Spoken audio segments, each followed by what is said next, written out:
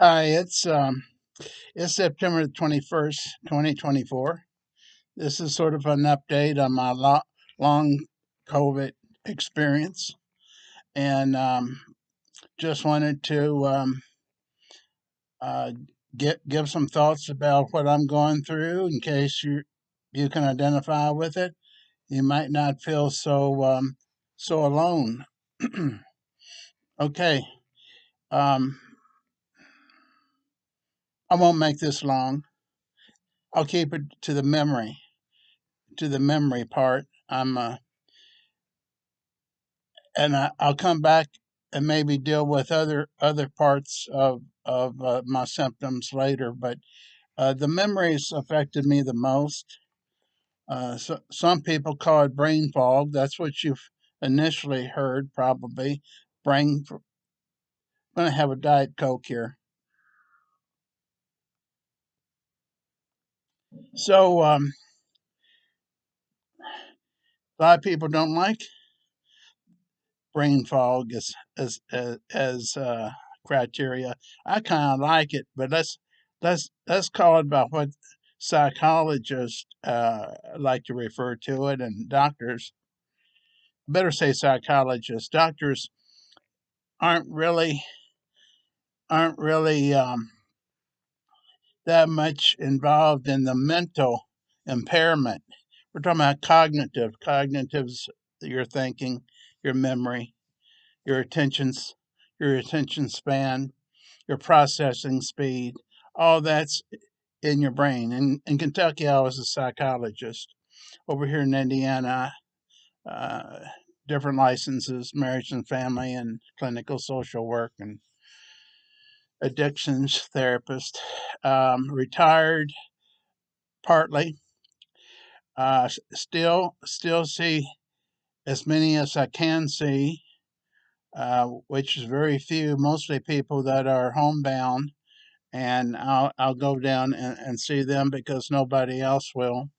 I'm talking about for mental health uh, help, help them through things. Maybe even ordering things from Amazon because they don't have a computer and they can't get out because they're homebound. They don't have a license anymore. They can't walk. They use a scooter or a walker.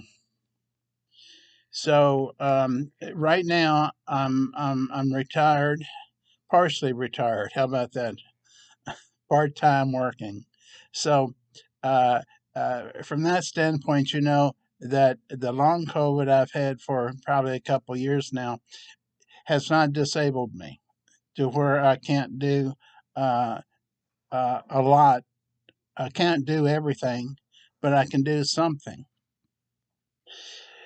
Um, that's a good part about what I can do. I spent the day yesterday all day with two two people, and uh, Monday I'll spend half a day with another homebound person, helping them through their struggles. And you're asking what type of problems do the people I see have? Bipolar, up and down swings. I try to stabilize them, make a social network for them, uh, things like that. Make it to where they have something to look forward to. Uh, I don't have any severe ones. Major depression seems to be for one person that I talk to on the phone and do phone therapy. More so than in person because of the distance. Major depression from loneliness at a elderly age in the 90s. So anyhow, I mention that because sometimes human touch through the telephone uh, is going to make all the difference in the world, and that's why insurance even pays for phone therapy because uh, and telehealth, which is like you and me right now. This would be called telehealth if we were set up that way, to where you were the client and I was the therapist. Okay, so I shared all that to let you know long term COVID affecting your cognitive ability, your attention span, your speed of thinking, your recall, all of that does not mean, and believe me, I've I've thought this about myself, does not mean you're getting Alzheimer's disease. You're not getting Alzheimer's disease. I don't know how many hours I have spent on the internet to see if that was happening to me. Okay, that would be progressive. What you and I are experiencing is going to probably remain the same. Maybe if it gets worse, it'll be in the area of memory, remembering where you um, put put your appointment book, or I don't want to say keys because everybody says, "Oh, I forgot where I put my keys." Well, I've done that. Mine's more where do I put my cell phone? Uh, and the cell phone's usually turned off, so I can't call it to find out where it'll say hello. So the cognitive impairment, what you're going to do is notice things that you used to love doing. It's not there. The energy, the motivation. Um, you wake up thinking, I don't want to get up. The memory is turned on, but the wanting to get up, no motivation, no mission, no nothing that you really want to do. You don't even want to eat. I don't want to eat for the first 2 hours that I get up. I'll drink coffee, and then I'll have Dr. Atkins milkshake, which I get through Amazon. Dr. Atkins, that shake is like Boost or that other drink that they give at the hospital, Boost and Ensure, except you get 2 more ounces and it's a lot cheaper. So I get it through Amazon. Get it in 2 or 3 days. I get 12 at a time, sometimes 24. I like vanilla best, but they have vanilla and strawberry and maybe banana. Chocolate's a good one, but it's about $2 or $3 more per 12 pack. So I mention that because that's my morning. That's how I eat. I have coffee, only 1 cup, at the most 1.5 cups, just to use up what was made. I don't want to throw it away; it's too costly. And then I enjoy the Adkins Adkins. If you need to look it up, that drink is um, a substitute for breakfast food.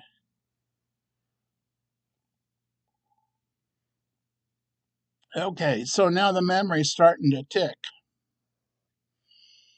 I got the TV on, watching Fox News sometimes, and so what else do I watch? I don't watch a whole lot. Um, I'm not a big fan of spending my day listening to negative events happening all day long. Um, what help do I get? What medicine do I take for this? You're asking. nothing for the cognitive problems of not remembering things. Now, let me tell you a couple memory problems I have, so that you can relate to it or not relate to it. Um, just a few years ago, I was in the book business where I wrote and published books and distributed other people's books. And I'd sell other people's books along with mine on both Amazon and eBay. And it wouldn't be anything for me to make two runs to the post office. I'd be getting that many orders in for the books. When I say two runs, I wanted a 5-star rating, and I wanted people to get the books as fast as they could. So if I could get to the post office by 5, no, 4:30. That was the last time I could go in there and deliver books to them, to packages for them to ship them. I would do it if I had a lot. I would do it twice a day, and things were good. Things were good.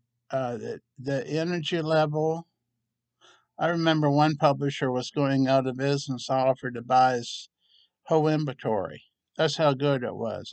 I was selling his books, and I offered to buy his whole inventory because I was selling that many books on Amazon and eBay. Now, why did I share that?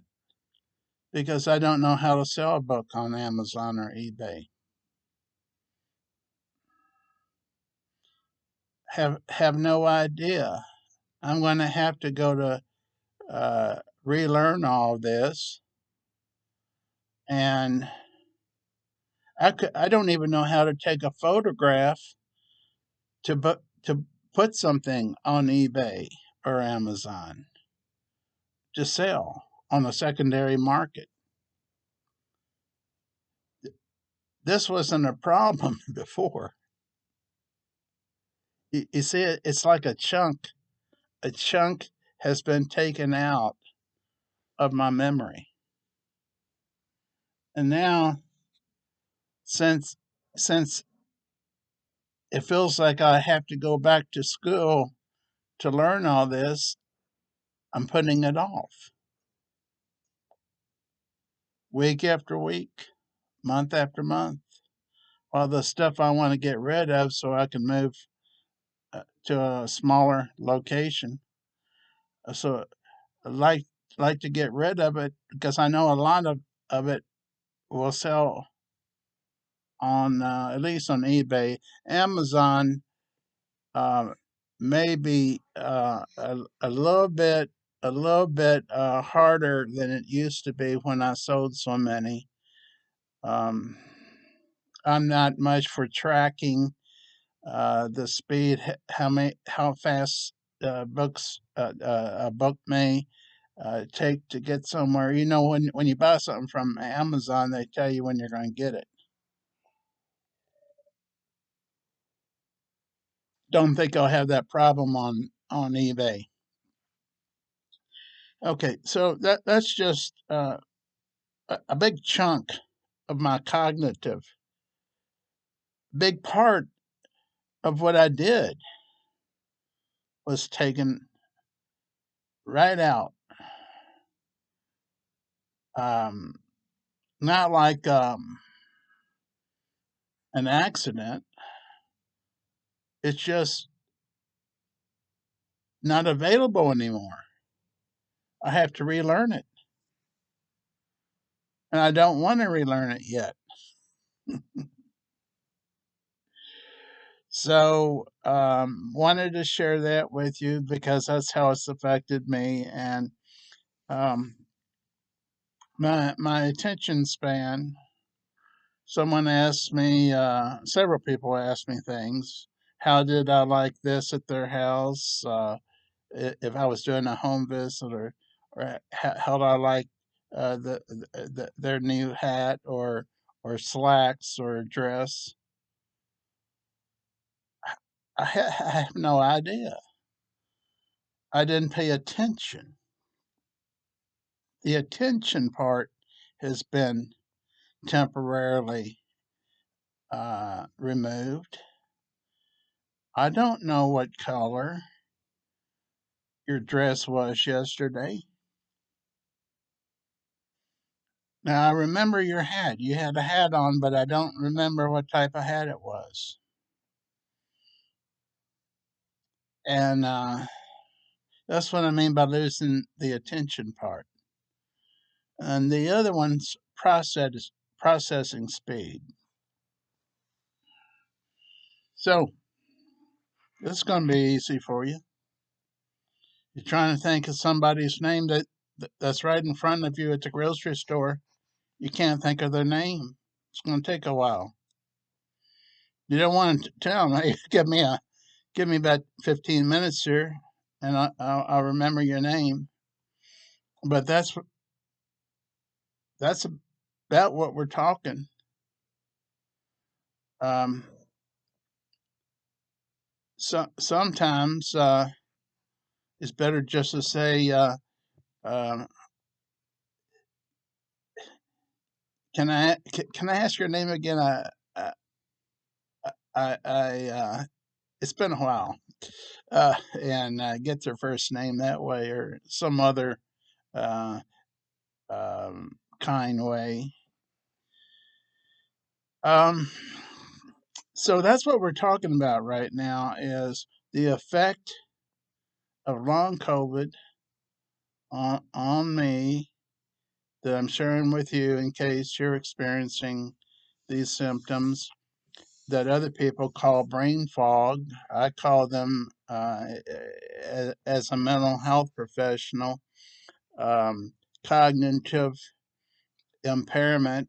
And I mentioned that to a doctor, and he says, "Oh, you're talking about brain injury."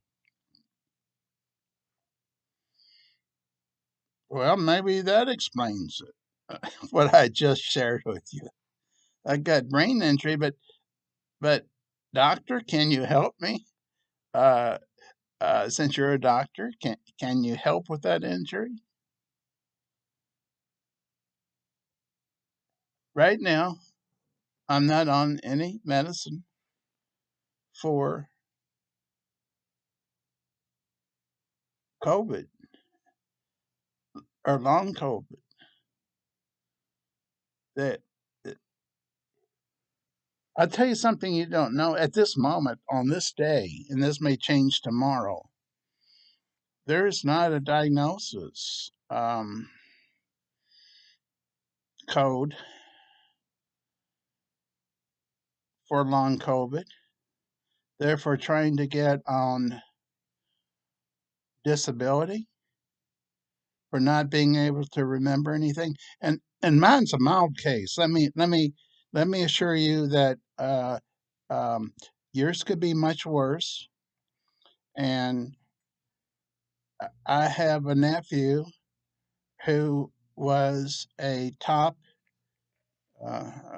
person in her business fired. She was fired because she got long COVID and she was allowed to work at home. And then she was told by a new director, she's got to come into work. And she says she can't come in. She's too tired. She's barely able to function at the desk at her home. They fired her. Now she's going to go where she has to go that is designated as a long COVID facility, which we don't have any in this town. I'll tell you that right now. Uh, in this town, I won't even mention it to my doctor anymore.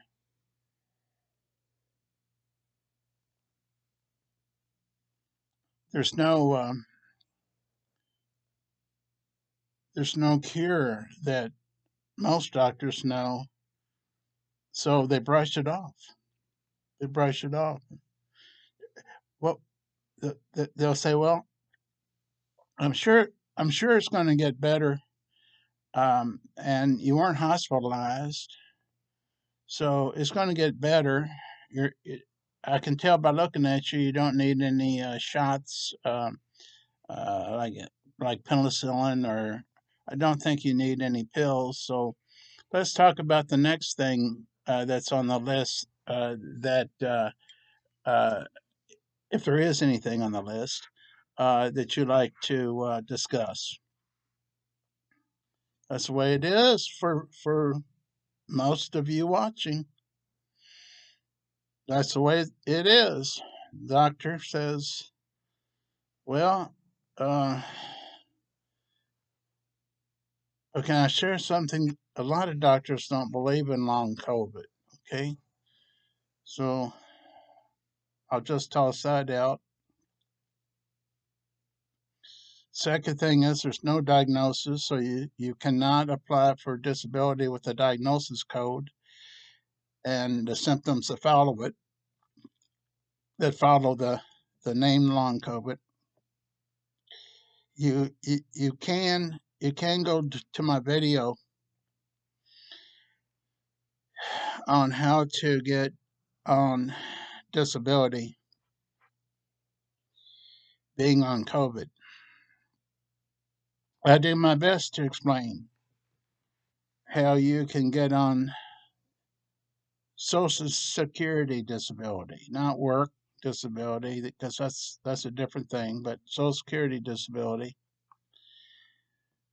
And what we're talking about here is targeting the most severe symptoms that you have, and the more the better. And let me just let you know, it's my experience with people that I know that it sometimes takes three times applying for disability, two times being rejected, and the third time possibly getting it. Sometimes having to get an attorney that will work hard for you. That and but I do have a video that that's right here, right here, where you can watch it. And I've helped a lot of people get on disability for many reasons. So what I share with you is based upon my experience, and I will say that I've never, as far as I know, I've never worked with a person that didn't get finally get on disability, except for one, and he died. He died from health problems, and within a week, he got his approval that he was on Social Security disability and Medicaid, but he was dead. And I hate that because he's a businessman, and I dealt with him on a business level, and a friendship level. So so I'm just saying, don't give up.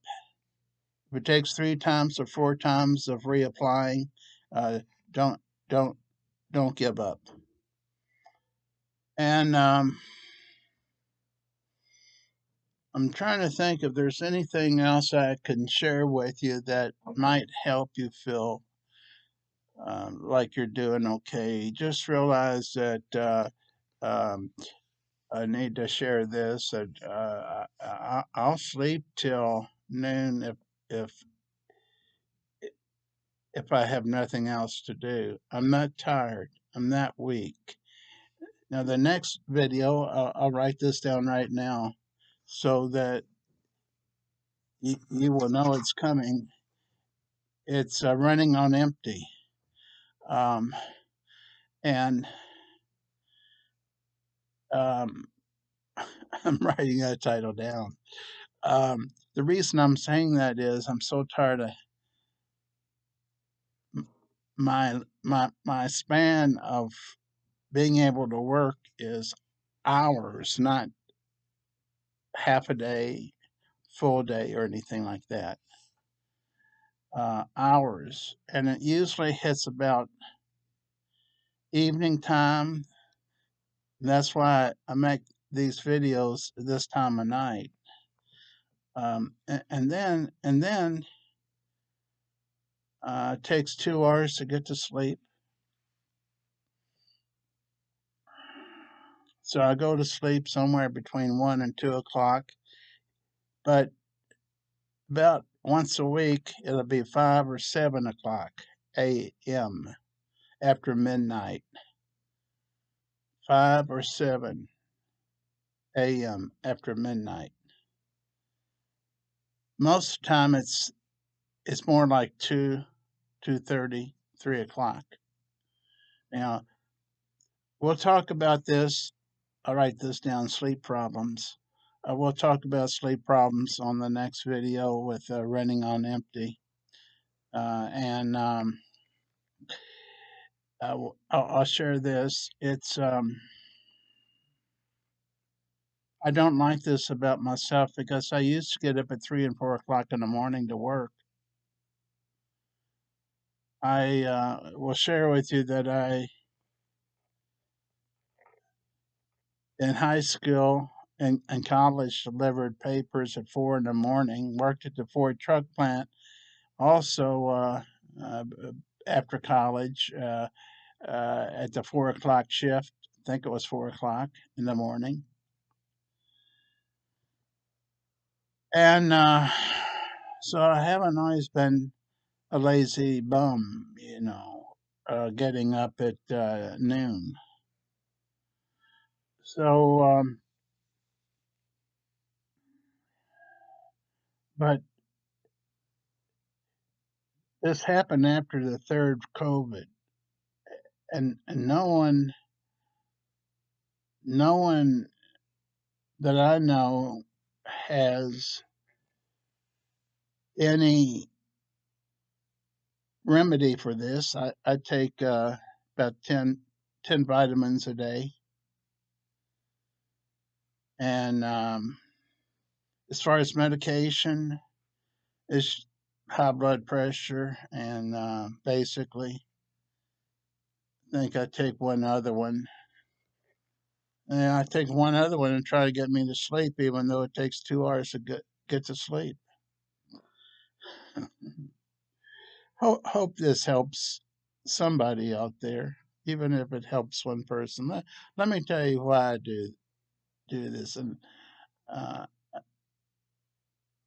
the fact that I haven't been on for a couple weeks tells you, explains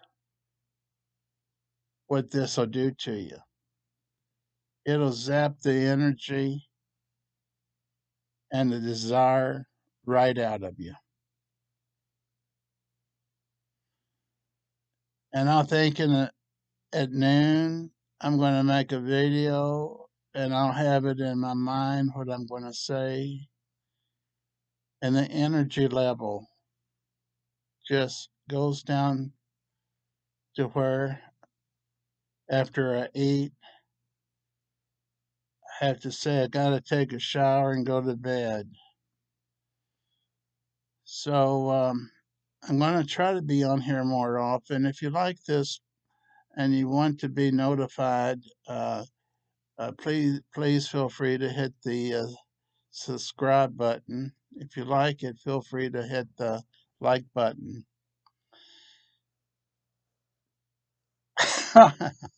I'm proud to say I have at least 100 subscribers now.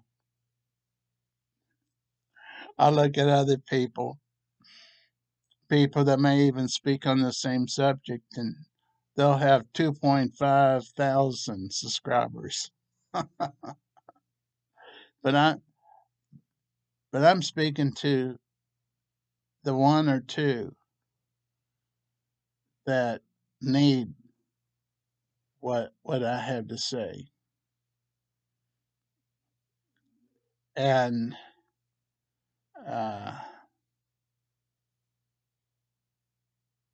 can't do any better than this. I do it like I do it like this. I'm free flowing. Everything I say is as true as I can be saying it, and don't make things up. And so, if you want some future updates and other subjects too, other subjects, um, uh, I'd appreciate it if you maybe subscribe, or you can still find me if you don't subscribe. So remember my name. Have a blessed day.